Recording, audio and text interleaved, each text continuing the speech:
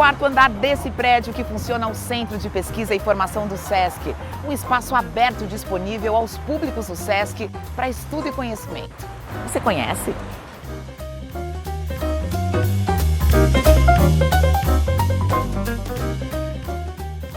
Os encontros, como cursos, seminários e palestras, são realizados em salas de diferentes formatos, com a intenção do diálogo entre os saberes. Precisa de um lugar tranquilo para estudar? O CPF tem um clima acolhedor. As salas de estudo disponíveis ao público são espaços individuais ou para grupos menores. No espaço de brincar, crianças e bebês também podem se divertir com os seus responsáveis. E aquele cafezinho ou sopa no final da tarde? A cafeteria do CPF? Tem.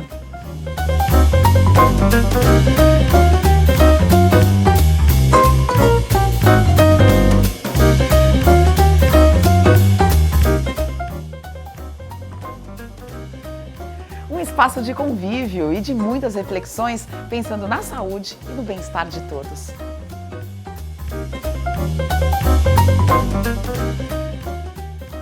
Sabe aquele livro que você precisa para o seu estudo? A biblioteca do CPF tem mais de 10 mil volumes na área de humanidades. E uma dica, ela é circulante. Qualquer pessoa pode consultá-la ou pedir emprestado um livro do acervo.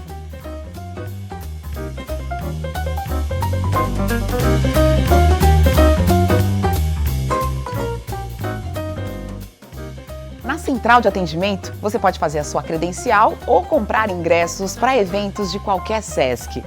Essa unidade fica aberta de segunda a sexta-feira, das 10 da manhã às 9h30 da noite. No horário noturno, temos disponível transporte gratuito até o metrô. Já aos sábados, o CPF funciona das 10 da manhã às 6 da tarde. E se você vem de bike, tem bicicletário. Um espaço de encontro, de criação, reflexão crítica, um espaço de conhecimento. Venham, aguardamos vocês!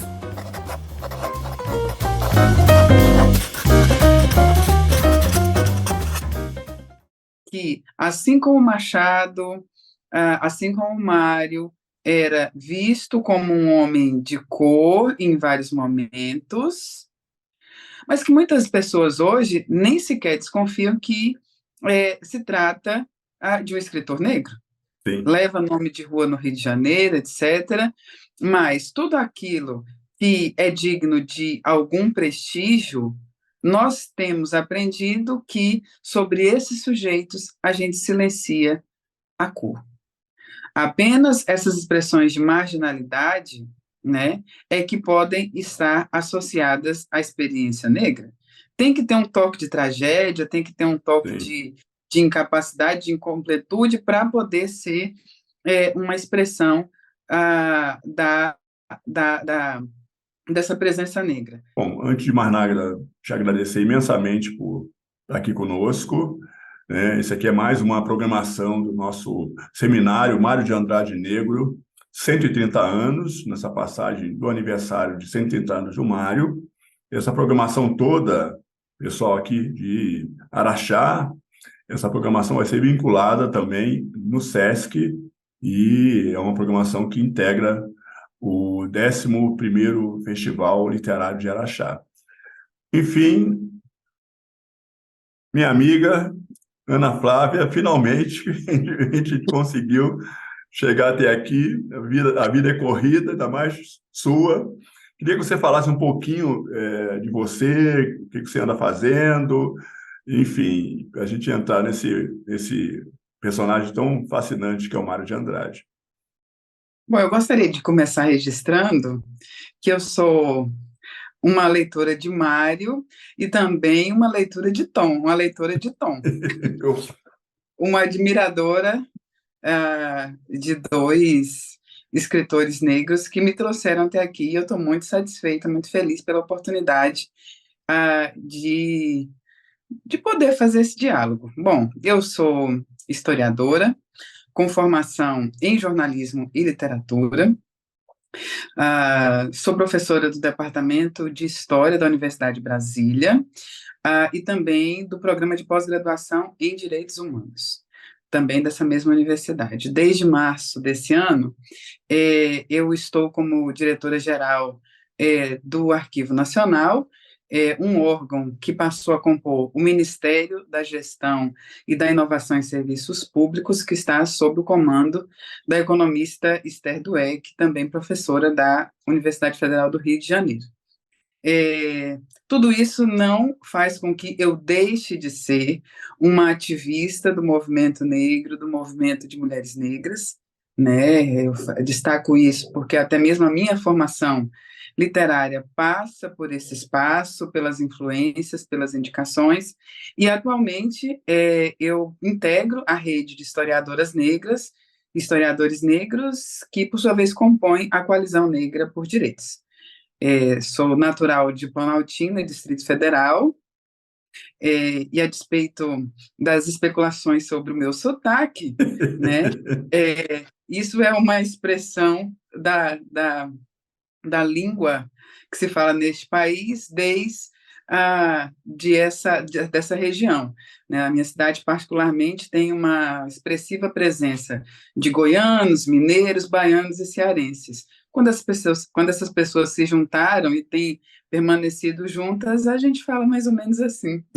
E fora a dicção africana e a indígena, né? Dando aí esse outro tom. Esse amálgama aí que atravessa todas essas frentes, essas linhagens aí, né? Maravilha. Bom, eu acho que é fantástico, é extraordinário a gente poder, primeiro, né, ter você à frente do Arquivo Nacional. Eu fui pesquisador do Arquivo Nacional durante muito tempo, e eu acho que ali é uma fonte inesgotável para redescobrirmos a história do Brasil, redesenharmos, sabe? Enfim, recontar a história desse país. Você já falou aí dessa triangulação toda, né? Dessa região que você veio. E eu acho que o Mário, quando a gente fala aqui, né, nosso tema, o Mário de Andrade, é um desbravador, né, dessas questões da brasilidade, né? Ele passeou por basicamente, todos os gêneros literários, mas quando a área de ensaios do Mário, né, é essa área do Brasil, esse escuta, né? Ele anda o Brasil com o próprio recurso dele, com o próprio dinheiro, né? Ele que chorava muito a vida, estava sempre duro, né? Mas eu acho que o Mário pega um pouco desse Brasil, disso que você está falando um pouquinho para a gente. Então, eu queria que você comentasse esse Mário andante, né? Parece que a vida da gente é sempre andante, e o Mário foi um grande andante, né? Eu acho que a curiosidade do Mário de Andrade sobre o Brasil tinha muito da curiosidade do Mário de Andrade também sobre ele mesmo, né?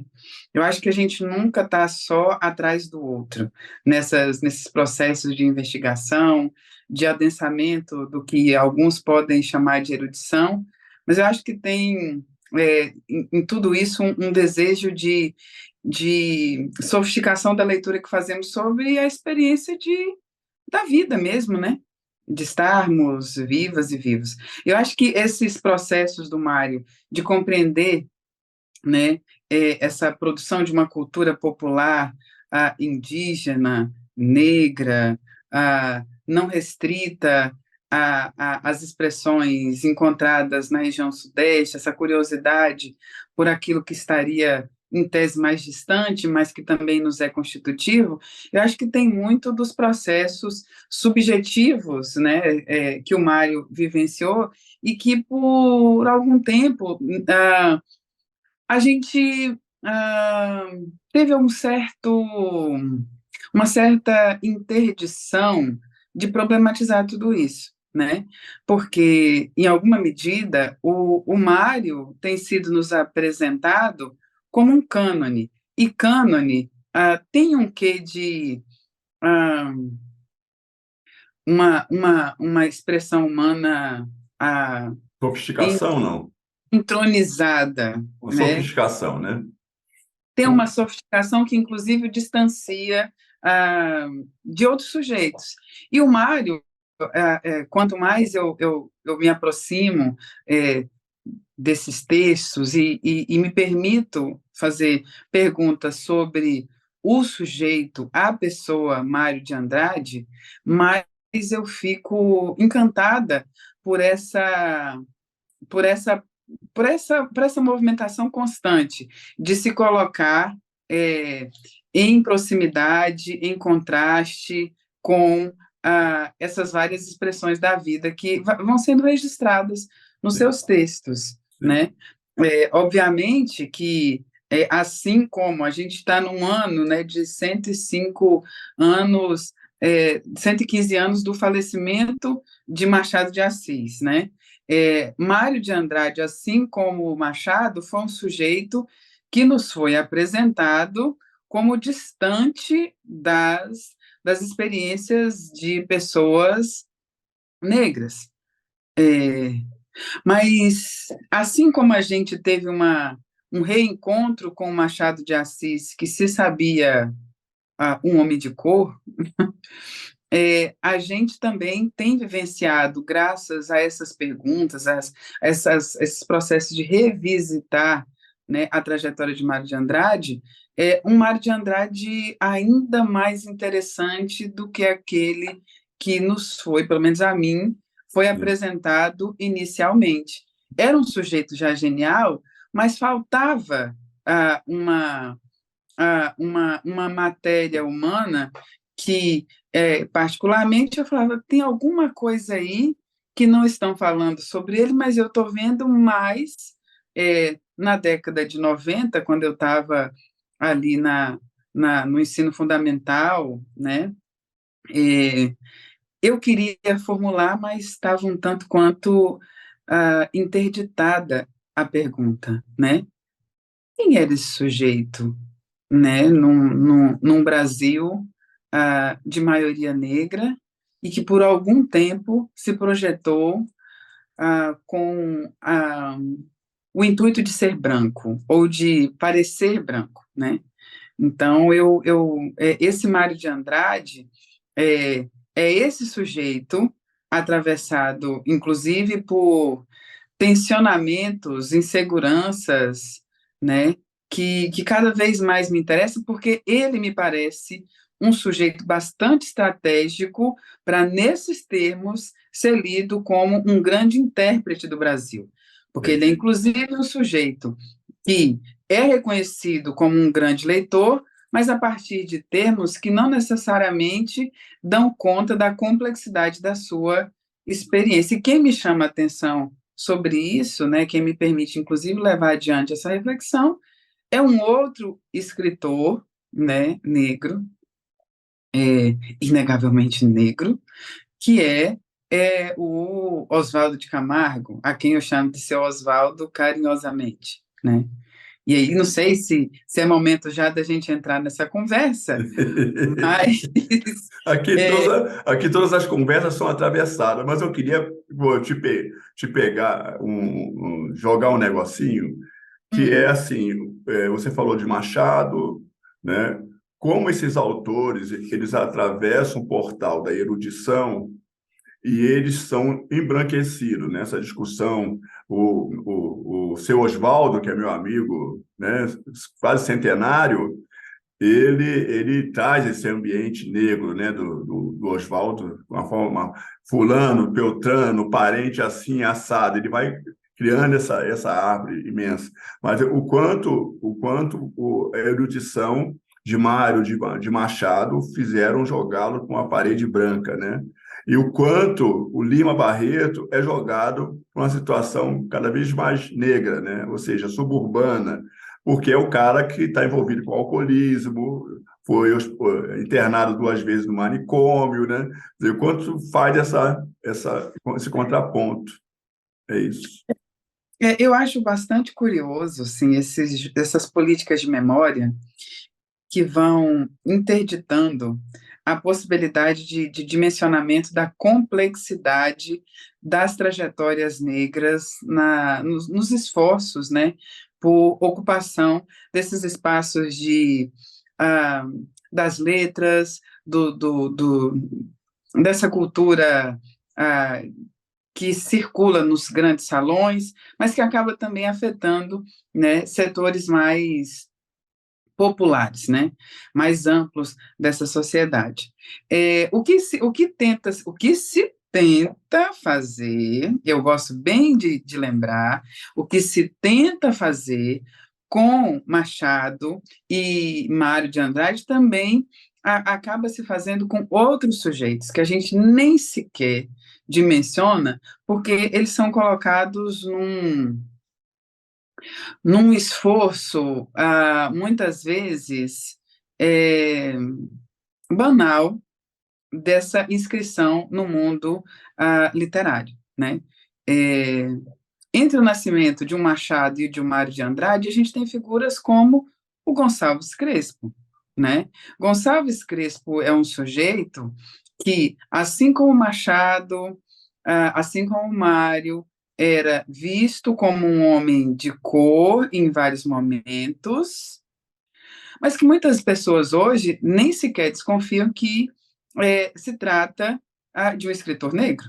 Sim. Leva nome de rua no Rio de Janeiro, etc., mas tudo aquilo que é digno de algum prestígio, nós temos aprendido que sobre esses sujeitos a gente silencia a cor. Apenas essas expressões de marginalidade, né, é que podem estar associadas à experiência negra. Tem que ter um toque de tragédia, tem que ter um toque de incapacidade, de incompletude, para poder ser uma expressão da, dessa presença negra. Curiosamente, outros casos de sujeitos ah, ah, com um perfil psicológico ou mesmo uma trajetória semelhante à de uma figura como Lima Barreto, ele, sendo branco, ele não é associado a um degenerado, né? Bom, Desajustado, nessa história, desajustado, né? um desajustado. Ninguém lê a literatura, né, os poemas de Fagundes Varela, é, buscando as marcas da sua, da sua dificuldade, né, com, com o álcool, Sim. com as regras das instituições, etc. Ele é um escritor. Assim como, se a gente for pensar nas experiências de mulheres, alguém com um volume de produção como Carolina Maria de Jesus não seria a todo momento colocada, lembrada da sua condição de trabalho, né? As pessoas que escrevem, escritores, acabam tendo outras atividades, na maioria das vezes. Sim. E essas atividades laborais, que não a escrita, né, elas não são utilizadas para dar a medida dessa pessoa que escreve. No nosso caso, isso constantemente é associado para meio que marcar um lugar de pertencimento relativo. Os casos de Mário de Andrade, no começo da conversa a gente fez menção a Machado, não dá para fazer isso, porque foram sujeitos que, inclusive, ao longo de suas vidas, conseguiram tomar algumas atitudes, né? Ocuparam determinados espaços que promoveram essa interdição, Sim. né? Mas, ao mesmo tempo, não livrou nenhum deles de viver essas situações que o próprio Mário chama de a superstição da cor preta, né? A superstição da cor preta que atravessa a todos, mas que a alguns coube até mesmo refletir sobre isso. E não sei se todo mundo sabe, mas isso é um artigo, um ensaio, escrito pelo próprio Mário de Andrade, em que, de forma um tanto quanto hum, cuidadosa, para não dizer dissimulada, ele problematiza a sua própria experiência, Sim. né? É, E isso, portanto, nos coloca a, a questionar até mesmo aquilo que nós entendemos como essa, essa marginalidade que afetaria apenas, sobretudo, a um Lima Barreto, ela acaba também sendo constitutiva de experiências como a de um sujeito como Mário de Andrade, naquilo que ele percebe de si, das tentativas que ele identificou de, ao ser apontado como uma expressão dessa raça negra, ter nisso uma espécie de problematização sobre sua legitimidade, né? entendi. Você falou de Carolina, né? Que eu sou suspeito, né, para falar de Carolina, mas a gente também lá atrás tem a Maria Firmina dos Reis, né? E também com a produção muito grande, não só na área do romance, mas na área do conto, crônicas, poesia, música, por exemplo, né? Foi imensa também a Maria Firmina, né? E um pouco, né, desse histórico, né? Aí também o outro, que é o próprio Gonçalves Dias, né, que está ali, né? Na O fronteira da Gonçalo. cor, né? Na fronteira da cor, se diria isso, né? Mas ambos, quer dizer, o Mário deixou um livro como se fosse um dicionário, né? Ali ensaiando para filólogo, o Mário, né? De expressões. É muito interessante, está inédito. Aliás, foi publicado no ano passado, de forma quase artesanal, mas, enfim. E o que eu ia dizer é que ele atravessa o século, né, o Mário. Quer dizer, alguns anos após, basicamente, 5 anos após a abolição da escravatura e 4 anos após a República, né? Numa cidade, que é a cidade de São Paulo, tomando todo o impulso da questão econômica que vai gerar essa São Paulo que a gente conhece hoje, né? Imensa economicamente, culturalmente, populacionalmente em si, né? O quanto isso também, né, traz para o Mário esses questionamentos, né, desse lugar dele, né, nessa sociedade, né? Tanto que ele é tão inquieto, né, essa coisa, a gente iniciou falando das andanças dele, né? Mas essa inquietude e esse ensaio dele, esse artigo que ele publica, ele fala sobre isso, né? Que é uma fronteira, né? O mar é homossexual, o mar é negro, enfim. O que que eu escondo mais ou o que que eu não escondo menos? Até onde eu revelo, né? Sim, e eu acho muito interessante pensar esse sujeito posicionado no tempo em que ele se fez homem, se fez indivíduo, né? O Mário de Andrade, no tempo e no espaço, né? É importante pensar a cidade de São Paulo não nos termos que a gente visualiza hoje, mas nos termos em que o menino Mário cresceu e testemunhou uma série de alterações e projetos. A São Paulo em que Mário de Andrade nasce é uma cidade muito atravessada por uma experiência rural, né?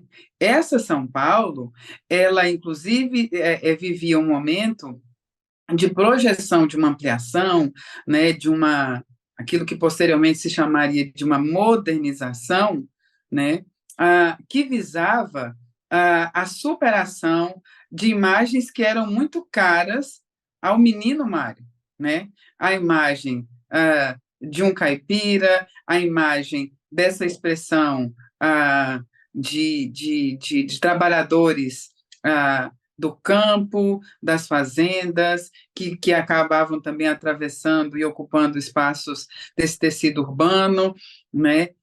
Um país que, inegavelmente, não tinha, na sua maior pulsão, né? Esses traços europeus, né? E não por acaso ele vai justamente ali no início do século XX, né? Na década de 1910, entrando pela década de 1920, mobilizar uma série de referências dessa experiência brasileira, em que esses sujeitos têm espaço, são constitutivos, são determinantes, são fundantes. E são fundantes não só numa chave, não apenas, né, curiosamente, os personagens, eles não são expressões de uma redenção dessa presença negra ou indígena. Esses personagens, eles muito têm de fraturas desse próprio processo, mas eles não podem estar ausentes dessa cena, porque eles insistem em permanecer. E aí eu acho muito interessante que a gente reflita sobre como que Mário elabora a partir dessa tensão social que é cara ao que nós vivemos como país nesse imediato pós-abolição, né? A gente tem um país que já se pensava descendente de indígenas, mas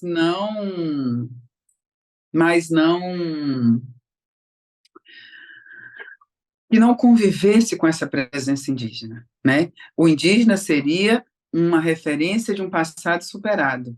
E quando a gente está ali no início do século XX, também se tinha como possibilidade essa mesma condição para a população africana e aos próprios descendentes de africanos.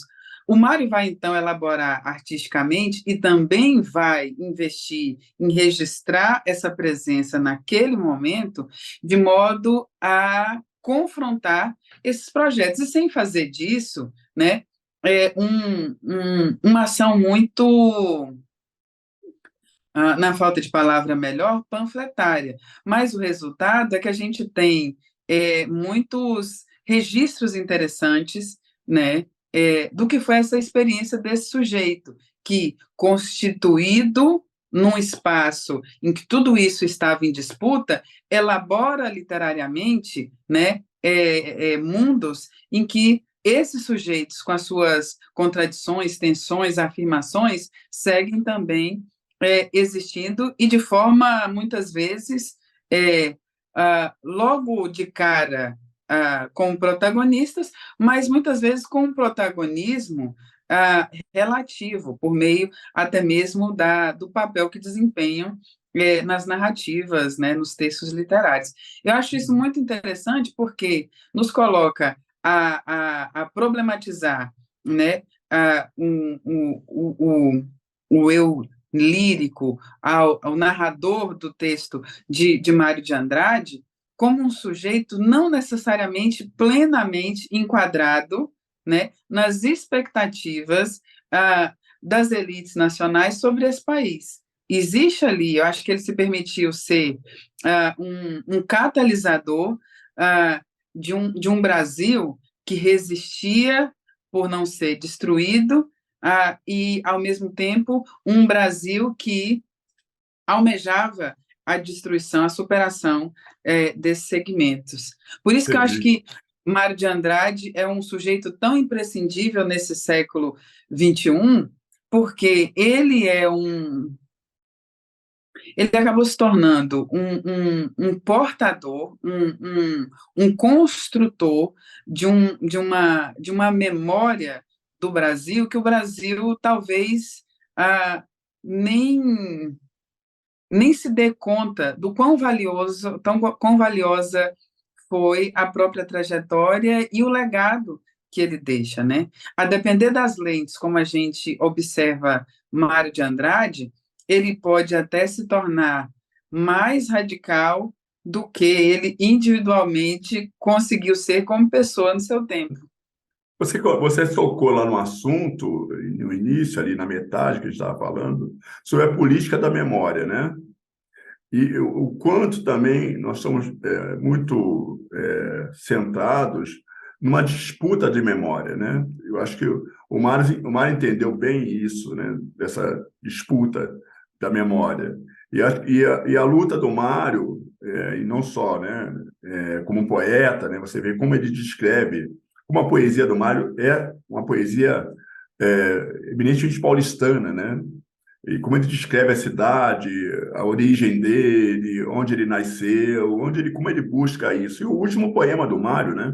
Também, né? Que é Meditação sobre Tietê, que aquilo acho que eu falo o último fôlego do Mário, porque logo ele falece de infarto, mas assim, o quanto essa disputa de memória também se encontra na obra do Mário, né? O Mário está sempre contrapondo, e o Macunaíma acho que é isso, né? É esse contraponto, né, da história, né, do Brasil, né? Não, e eu acho que é um jeito de expressar uma paulistanidade, né, é, que ah, Eu gosto dessa talvez paulistanidade.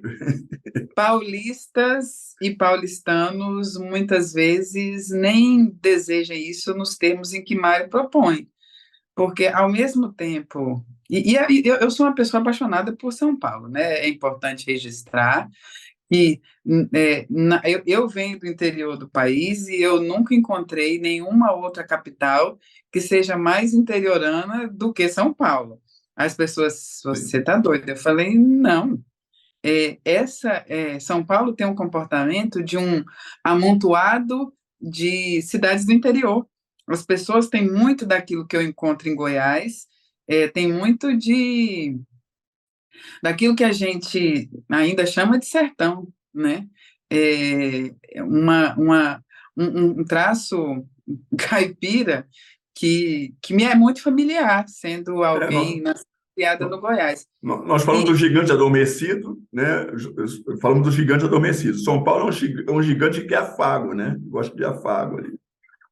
sim, e eu acho que Mário ele vai mobilizar, né, essa essa dimensão de uma memória que o Brasil tenta se distanciar, mas que segue presente. O que a gente faz dela, cada geração tem esse desafio, né?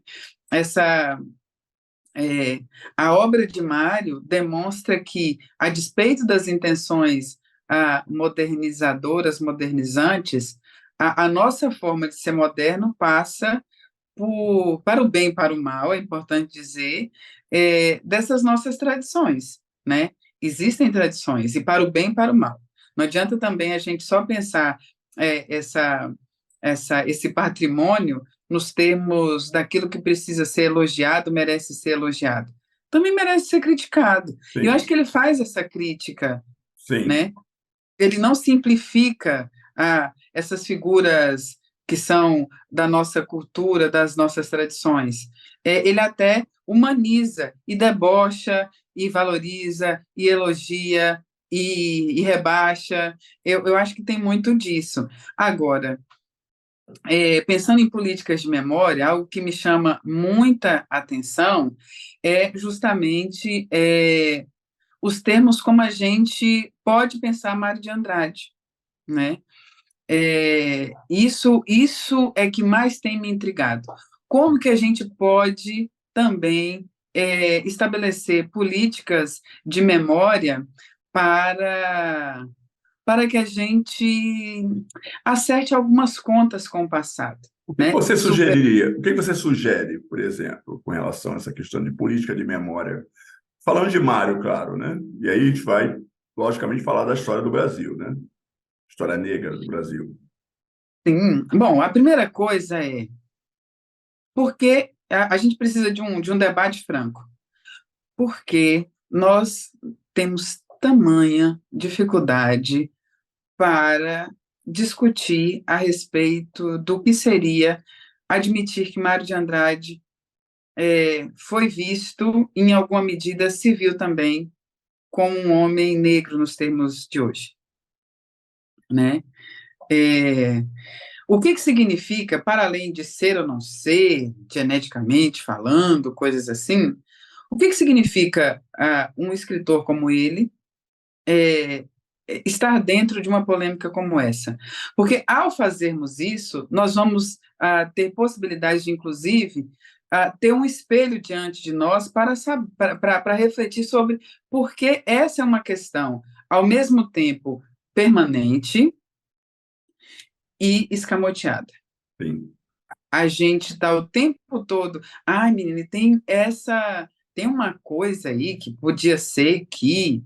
Não, Sim. mas para quê? Isso não é uma questão a ser levantada, afinal de contas, é um grande escritor. Bom, mas e qual é o problema de ser um grande escritor que, em seu seio familiar, demonstra que das várias desses encontros afetivos ou violentos entre pessoas negras, indígenas e brancas, né, se gerou um país que, de repente, não mais que de repente, aparece uma criança com um fenótipo que vai na contramão do projeto de branqueamento das famílias.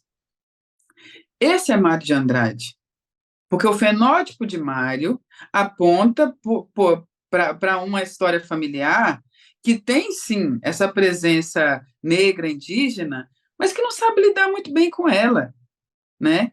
E não era essa a figura que se queria para um grande escritor da literatura brasileira. Naquele momento, não era. Mas esse sujeito aparece e se faz presente nesses termos. Eu sei que a gente tem pouco tempo, mas Uhum. algo que muito me intrigou foi a reação violenta com que reagiram ao seu Oswaldo de Camargo, quando ele aponta, quando ele tem, inclusive, interesse ele tem, não interesse, ele simplesmente aponta de forma meio que lidando com obviedade, que Mário de Andrade seria um homem de cor, como ele já havia sido identificado décadas atrás por pessoas de outras gerações como tal, né? Essa violência de reação de dizer para seu Oswaldo de Camargo que ele não poderia fazer isso, eu acho que isso é uma chave que a gente ainda trabalhou pouco nos termos de como a gente faz uma patrimonialização desse racismo à brasileira sem alcançar, né, as dimensões que isso tem, né? O racismo como as pessoas dizem, no Brasil lidamos, no Brasil o racismo é estrutural, né? Se o racismo é estrutural, é importante que a gente pense as consequências disso, porque a estrutura não é algo, se é estrutural ou não é estrutural, a depender de quem Sim. adjetive, né? O fato é que racismo é um dado marcante. E como ele se faz marcante? Sendo ele marcante, ele impacta a maneira como nós damos sentidos aos sujeitos, como nós lembramos e esquecemos, e nesse sentido há uma política de patrimonialização do racismo que faz com que a gente tenha hoje o desafio de confrontar os termos pelos quais a gente tem lembrado e esquecido, sobretudo naquilo que afeta uma maioria populacional que tem profunda dificuldade de se entender como sujeito da história desse país, porque o povo brasileiro, sendo expressivamente negro, indígena, ele parece que não tem possibilidade de ter esse papel de protagonismo na sua própria nação. É isso que faz com que a gente vira e mexe, tenha que lidar e como é que a gente lida com esse sujeito, né?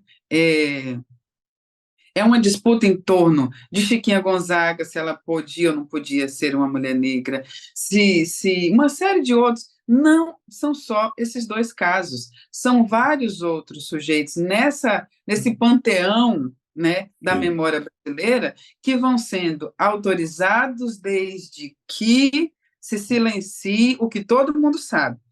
Tem uma expressão de um antropólogo brasileiro radicado nos Estados Unidos, é uma categoria chamada hiperconsciência de raça. Ele diz que isso é uma marca da sociabilidade brasileira.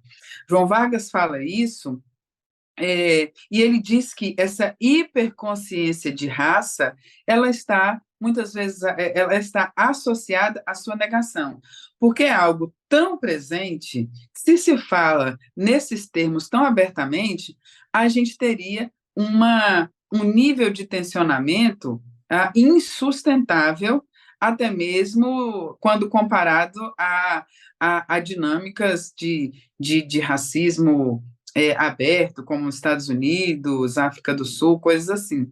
Essa hiperconsciência de raça é o que faz com que todo mundo seja medido a partir desses critérios, mas que a gente não possa admitir. E é nesse contexto que a gente precisa fazer uma revisão das nossas políticas de memória, porque o tempo todo elas têm se orientado a partir de critérios raciais, e isso tem sido negado. E isso é o que explica, por exemplo, as expectativas que vão se confirmando ao longo do século XX, e até ainda no século XXI, de que as expressões de excelência, as expressões de mérito, virtude, né, cada vez menos possam estar associadas a pessoas negras. Isso é confrontado por uma agência social de pessoas negras também, que inclusive vão reivindicando. Eu lembro da experiência de ler textos de jornais da imprensa negra paulista, que não tinham dúvida sobre o lugar desses sujeitos todos. Lima Barreto, Cruz de Souza, Mário de Andrade, Machado de Assis, Gonçalves Crespo, Maria Firmina dos Reis estava fora, mas Ferreira de Menezes, mas por desconhecimento, Zé do Patrocínio.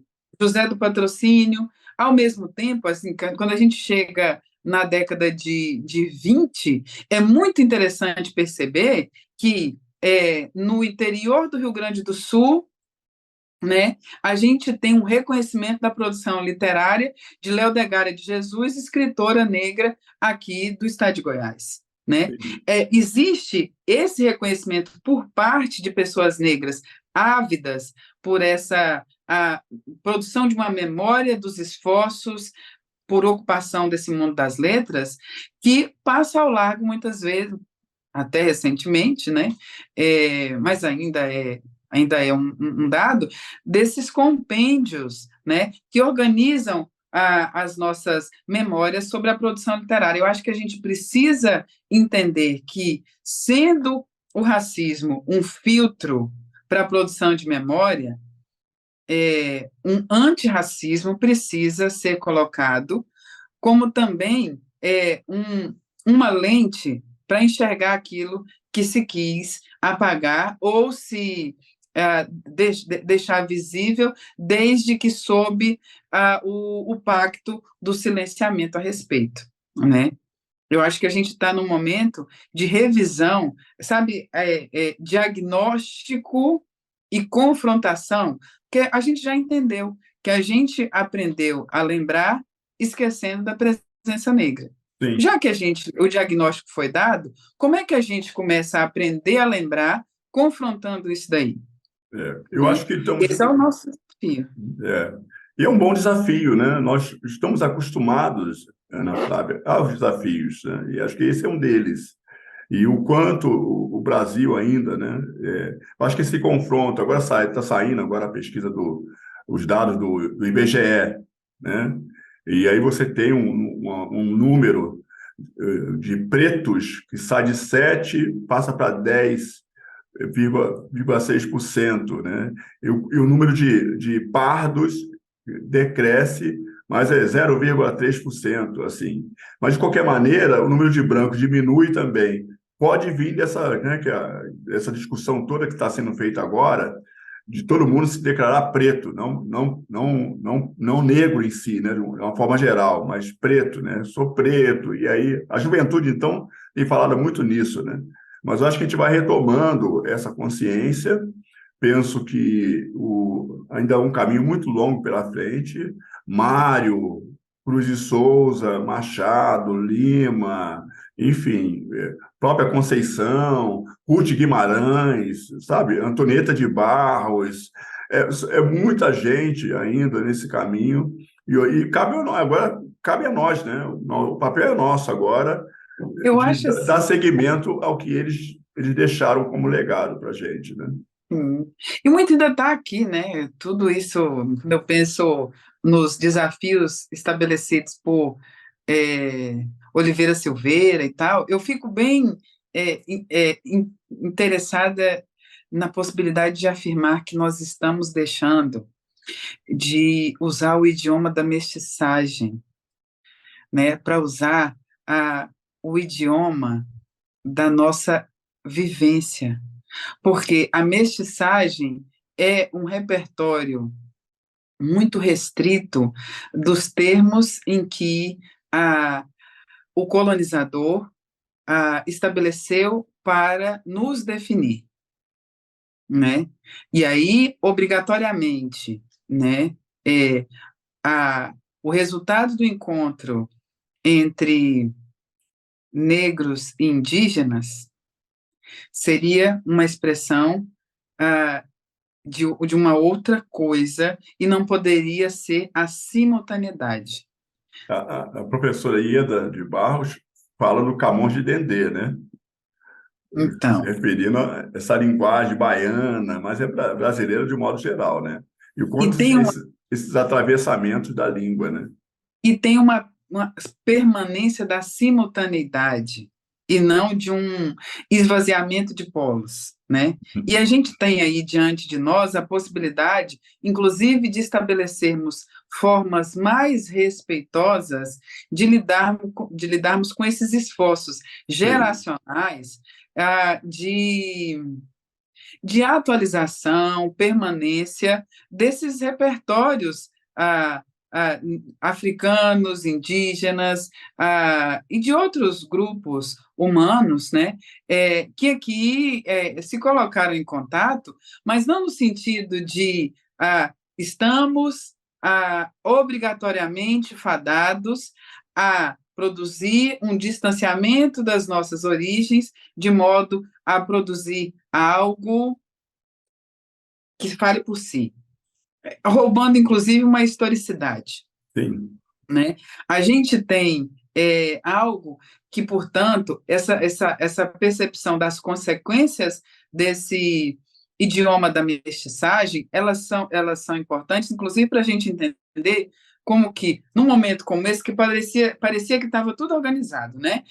A geração que hoje tem 70 anos, mais ou menos, é, olhou para o Brasil e percebeu, existe uma cilada aí em separar pretos e pardos. A experiência da racialização brasileira faz com que todos aqueles que não são brancos tenham uma experiência bastante aproximada de exclusão com base na raça. E é por isso que, em consequência também desse convite ao branqueamento, que a categoria negros é constituída por pretos e pardos, né? Bom, nesse movimento, parecia que já estava tudo organizado para a gente confrontar esse idioma da mestiçagem, mas, uma vez que nesse processo, né, não só é possível se entender negro sendo pardo, mas torna-se também interessante confrontar o esvaziamento do polo teoricamente oposto ao branco, que é o preto. E aí você tem uma série de pessoas com diferentes tonalidades de pele que opta por confrontar esse esvaziamento, e isso explica muito. Não é que a população brasileira passou a ser fenotipicamente mais escura, é porque os escuros, e não tão escuros assim, decidiram que não querem endossar esse projeto de esvaziamento dos referenciais africanos lidos entendi. como pretos. Isso é muito interessante porque a gente percebe que essa luta também no campo da linguagem, ela é expressão das nossas políticas de memória também. As pessoas estão confrontando os termos pelos quais elas deixariam marcadas as suas existências para ser lidas no futuro, né? Sim. Isso, para mim, eu acho genial. Por mais que eu fale, gente, isso vai dar um trabalho, porque mais uma vez a gente vai ter que explicar. Mas é interessante que é uma experiência, ao contrário do que foi feito em momentos anteriores, é que nós estamos dizendo quais os termos nós vamos nos definir. Não são Entendi. externos, essa ressignificação, a gente já fez isso com a categoria negro, né? E nisso, inclusive, a gente pôde recuperar vários, ah, várias expressões do nosso patrimônio, entre elas Mário de Andrade, Sim. né? Mário de Andrade é nosso, e isso é consequência dessa afirmação que passa pela linguagem, né? E a gente está, inclusive, olhando para o que se vive dentro das próprias casas e fazendo um exercício muito, muito semelhante, né? Em que dizer que todos nós temos um parente negro ou indígena já não basta. Se você tem esse patrimônio, lide com isso, porque só dizer que isso é do seu passado não te não resolve no funciona. Não presente. funciona. Não te resolve no presente. Minha E é bom que a amiga, gente tenha uma produção literária das herdeiras e herdeiros de Mário de Andrade, tantas e tantos outros, que tem elaborado isso também. Isso é muito interessante, né?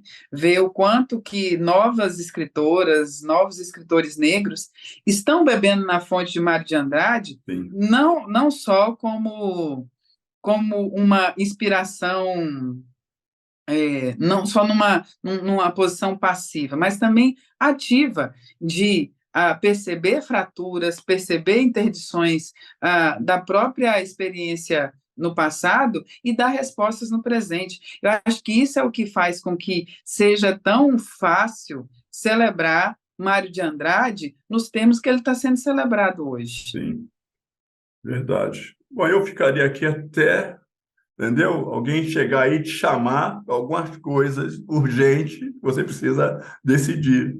E Mário, acho que Mário nunca foi tão bem lembrado e tão, digamos assim, passada essa memória dele, né? O que que é, o que que é o Mário, tudo isso? Quer dizer, é muito mais além disso que a gente está falando, e não dá para esgotar aqui em tão pouco tempo, mas imensamente muito obrigado aí por essa conversa. Eu acho que vai ficar o gostinho de quero mais, né? De saber sobre o Mário e atravessando tudo isso, a história do Brasil negro, a história do Brasil pós-abolição, a história do Brasil república, né? E, enfim, bom, Mas é isso. eu queria só completar fazendo uma sugestão, né, de leitura feita pelo seu Oswaldo de Camargo. Quem é Oswaldo de Camargo? Entre aspas, a polêmica sobre Mário de Andrade e os impasses da legitimidade intelectual negra. Foi uma entrevista que deu origem a um livro que ele posteriormente publicou, mas que ela está aqui numa coletânea chamada Pensadores Negros, Pensadoras Negras, Brasil, séculos XIX e XX, que eu tive a satisfação de organizar com um outro historiador da literatura, que é o Sidney Chalhoub, que à época era meu orientador de doutorado.